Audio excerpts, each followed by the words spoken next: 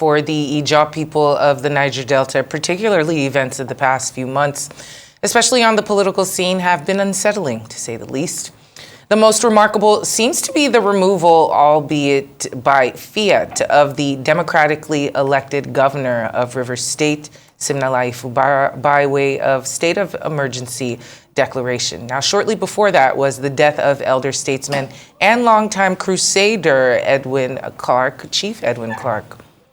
At the moment, the Ijaws are also having to stand up for what they believe are their fundamental God-given rights and privileges in the ancient oil city of Warri in Delta State, where the Independent National Electoral Commission recently concluded a delineation of electoral wards and units. Well, to help us get an idea of the current state of the Ijaw Nation, we're now being joined by the Secretary General of the Ijaw Youth Council Worldwide, Maobuye Nangi Obu. Thank you so much for joining us here on Newsday.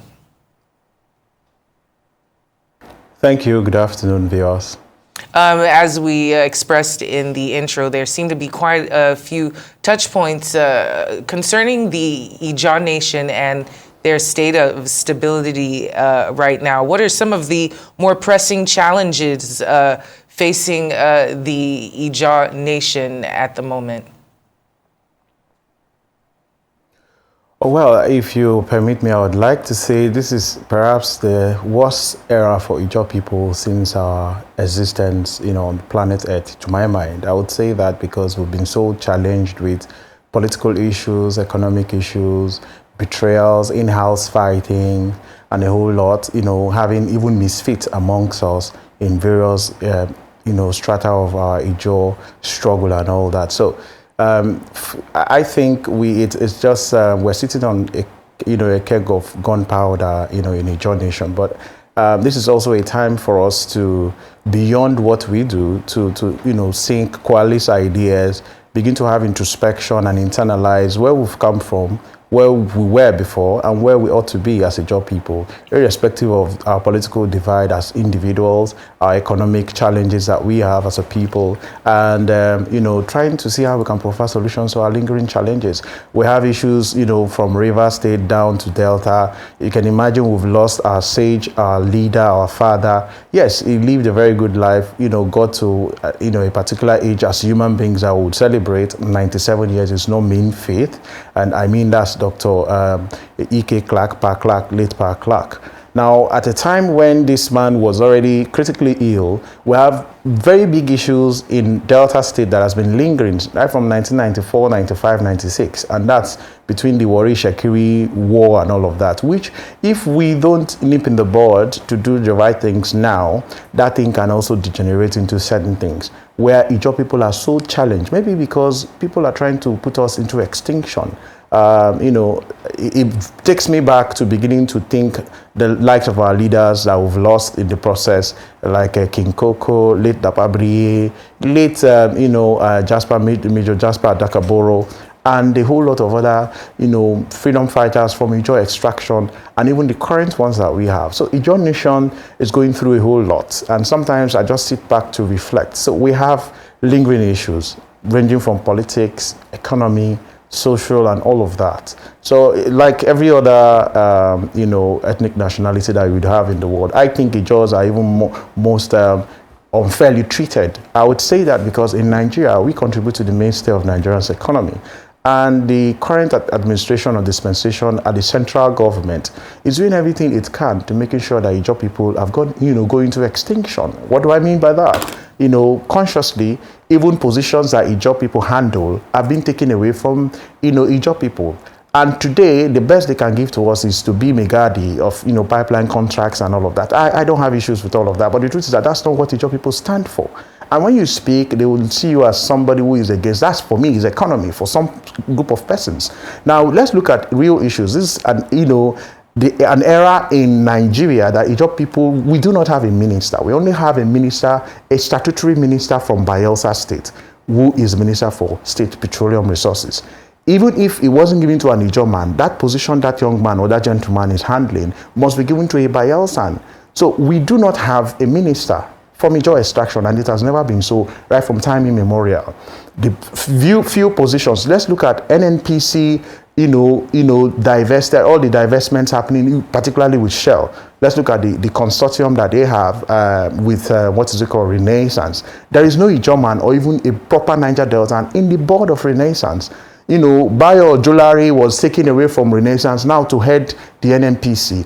In the board of NNPC, as we speak, Ijaw people are not there. So there are issues. This is the most trying period for Ijaw people. And this is not about party. It's not about being an APC member, PDP, HIV party, ABGA, or, Labour Party. So I wouldn't want to take all of your time, but maybe I would allow you, furnish me with, bring the posers, and maybe I will furnish as many answers that I have. Absolutely. Thank you. You've been very clear saying that this is the most difficult time that Ijaw people have faced, and you're literally sitting on a keg of gunpowder, or figuratively speaking. But would you say that, of course, I think you've alluded to this already. You said that maybe the absence of a unifying figure has fundamentally weakened Ijaw's political leverage at the federal level. What is being done to ensure that an actual unifying figure emerges sooner rather than later, so that the tide can turn?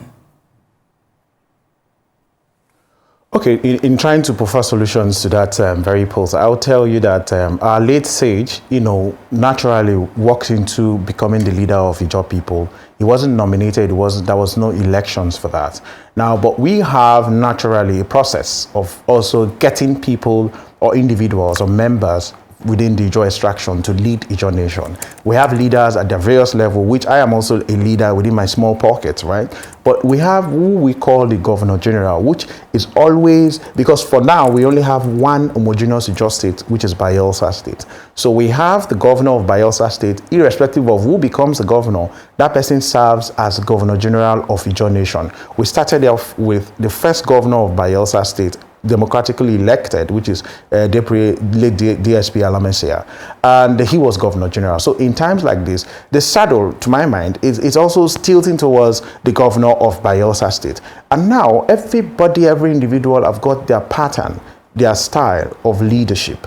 Perhaps, Governor Doediri, I'm not a friend to Governor Doediri, but neither am I his enemy. I'm one of his, his subject, put it that way, because I'm also from Bayelsa, irrespective of the fact that I'm a Rivers person.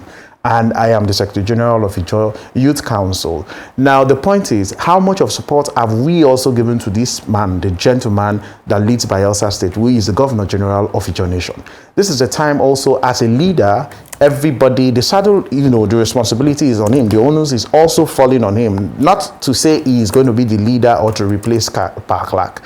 I must tell you this, that we have zillions and billions and quadrillions uncountable Parks out there within Ijaw Nation. But this is a father that has taught us, and we have followed through. So electing a leader wouldn't be a problem. It comes naturally. It's not something that the APC government would have to, decide for Ijaw people that this is the Ijaw leader. And the truth is, this is also a time for a clarion call I'm making passionately for all of the leaders, especially those within the corridors of power, that it is not about how close you are to the government that makes you a leader of Ijaw people. Now, so it's not because you are a minister or you are something and you want to be governor, or you lead an agency or something, or you're close to a particular set of people that makes you leader of Ijaw people. Let's look at the Yorubas. In all fairness to the Yoruba nation, at every point in time they may disagree, but when it comes to Yoruba interests, they all coalesce their ideas together. Same for the Arewa people. Same for the Igbos to a large extent. In Ijaw land, like I said, this is the most trying time for us, where every Tom, Dick, and Harry want to speak for or against Ijaw Nation, because he or she, has been is pandering to a particular set of people, or has been induced to do certain things. So leadership in Ijaw Nation is not in contention as we speak. But the point is that this is a time for sober reflection for all well-meaning Ijaw people, patriotic Ijaws, to rally round, for me, the governor of Bayelsa State, so that we can have a proper succession plan. The succession plan wouldn't come as a result of electing a leader, but naturally we have leaders out there. If you ask me, as an individual, I look up to a few persons that I think can, begin to fall in the shoes of Park. But that would be wrong for me to say, because these people would, so they need to be true to themselves. They need to begin to do right so that Ijaw people will understand that this is a direction of leadership, not political leadership alone. Ijaw Nation remains sacrosanct when it comes as an Ijaw man. I would always stand for the truth to preserve the rights, privileges of Ijaw people at all points. So whether it's against me politically for my selfish interest, but it goes in the interest of Ijaw people, I will stand by it. So I think that's where we are at the moment. And I think with the help of God Almighty and with the unity of the political actors, we'll be able to achieve all that. And on another time when we have more time, we would press you for some of the names of the leadership just to get the discussion going. But let's just talk about looking ahead. What is your future for the, what's your vision for the future of the Ijaw Nation in general? I would always repeat, it's not blood supply to the blame that will cause secularist willies that is scattered. It's just straightforward. The point is, we are facing a trying time. For now, if we need a figure to coalesce, to support, we shouldn't allow people to begin to fan the embers of war. They've tried it in every other state, and they try to also try in, Bayelsa State.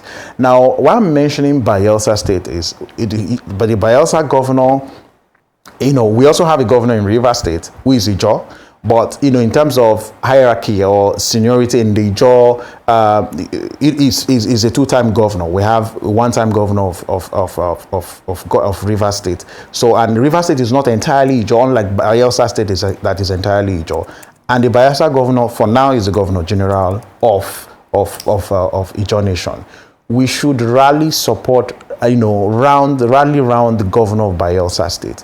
And the governor also should be seen to making frantic efforts to making sure that he galvanizes and also try to unify the entire Ijaw structures. Let's look at the IYC. The IYC is in shambles, is a mess. It's in a mess because of leadership crisis, leadership tussle, personal interests, people trying to live some kind of life that they cannot afford ordinarily. And we've lost focus as a people. Now, the INC is intact, but they are elders, so they are focused and they are doing what they can do. But all of these things, we should rally around the governor of Bayelsa State now, because the world is watching. And why I'm saying that is that whether you like the governor or not, to my mind, I think the governor of Bayelsa should be given the opportunity to galvanize all Ijaws together. And he too should make that effort to making sure that things work for Ijaw people. We have leaders out there that can lead Ijaw Nation, but it's not about your political connect. That's not to say if you have the congruent ingredient to lead Ijaw people and you're also connected politically, that you shouldn't lead Ijaw people. That's not what I'm talking about. But it's not about being APC, unlike some persons who have collected money that were one time this, one time that, especially in the IYC, would go ahead to say this is the only time that Ijaw people should be seen, to join the APC. No, join APC, join PDP, join HIV party, if there's any party like that, join the Labour Party, but fight for the interest holistically of Ijaw people. And that's all we want, because this is the most trying time for Ijaw people worldwide. And we're going through difficulty, economic challenges. People are suckling us dry in the Niger Delta. The Nigerian government, the current Tinubu's administration hates. They've shown that animosity against Ijaw people. They are not carrying Ijaw people along, but for the few who benefits crumbs that can sell Ijaw Nation. So I've given you an example. We are not even in the board of anything. Even the oil and gas sector, they are trying to making sure that we don't participate. Even in the politics, we're not part of it. Not to appoint statutory positions that ought to go to Ijaw people. Those ones are not appointments. But these people can also send their attack dogs to begin to attack, to say no. So it's beyond what we get. It's about the value that the Ijaw people brings to the table, to the in terms of making sure that Nigeria remains a stable nation. Absolutely. We've contributed a lot, and we should be treated as such. The Tinubu's administration should respect Ijaw people and give us our rightful positions. All right, and that's what I think. Of course, thank you for sharing as well. Now, there is a perception that there might be a bit of a generational divide within Ijaw leadership. I'm wondering what concrete mechanisms, first of all, if you see reason with that, what concrete mechanisms being proposed to bridge generational divides within Ijaw leadership? Well, to an extent, you're correct, but I don't entirely agree that there will be generational divide. We've had other leaders, even from the Iowa extraction, for example, even if you didn't mention the passing of our late sage, to mark or to give that palpable view of generational divide that would happen. There are people who have learned under the leadership of Pa Clark, for example, and Pa Clark also learned and followed under the leadership of other Ijaws that came before himself. And like I said, there are billions or better Pa Clarks out there until we discover them. The point is living true and staying true to the Ijaw cause. And unfortunately, we find a lot of persons currently who do not respect the value of Ijaw Nation. We have a lot of hungry people who take up positions within Ijaw extraction to want to represent Ijaw people for their pockets. So what we need to do as young people, as a young man, I'm not just the only person who thinks this way. We have millions of us that have come together to understand that this is the way forward. I think there won't be anything like generational divide, but what are the concrete steps taken so far? Like I said, we're on the path of righteousness, truth. I always say that. And knowing what to do at every point in time, knowing that the odds do not favor us. Politically, we can also align. I'm not against people aligning, but the leadership is all about speaking for the interests of Ijaw people and making sure that these things come to bear. And we don't have that at the moment. And that's because everybody is pushing or pursuing his selfish interests, using the name of Ijaw, either the Ijaw Youth Council or Ijaw National Congress or any other thing affiliated to Ijaw to do that. Then it is also unfortunate and shameful to see young people allowing themselves to be used against their nation called Ijaw Nation, all because they want to be politically relevant or social climb. And for us, that if that's what you see as the generational divide, maybe to an extent, that's why I say I agree. But in the long run, I feel that we should, as a people, come together, unite all fronts, and making sure that we're not made a laughing stock, because they've eaten our breakfast, they've taken our lunch, they are halfway into our dinner, and we should wake up and smell the coffee. And that's why I'm using this opportunity to call on Ijaw leaders to make sure that we unite beyond clans. You sincerely unite. You can be in any of your political parties, but make sure that you do everything you do in the interest of Ijaw people. That's what I think. Very well said. Thank you so much for contributing and joining us this afternoon, Maobuye Nangi Obu, the Secretary General of the Ijaw Youth Council Worldwide.